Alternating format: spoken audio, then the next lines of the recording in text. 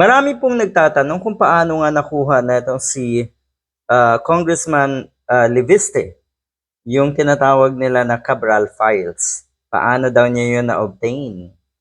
Kasi kung titignan natin maigi, mukhang alam na kung saan patutungo. Etong kuno ay alas, kuno ay files nga na hawak ngayon netong si Leviste. DDS ito DDS. Na ang ibig sabihin, alam mo na, may plano.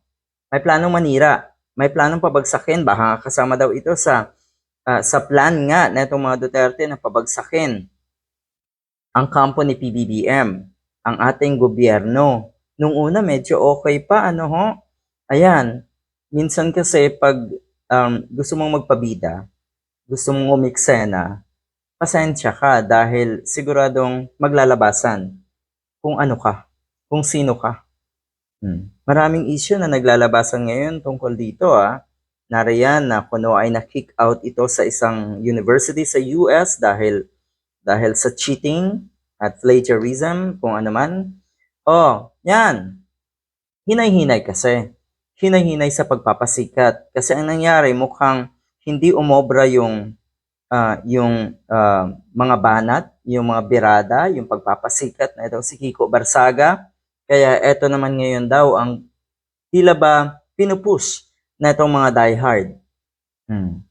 Na nga naman kabataan, ito ibig sabihin, gusto nilang gamitin etong mga ganitong klaseng kongresista, ganito kababatang politiko para mahikayat at mapaniwala nila yung mga kabataan din.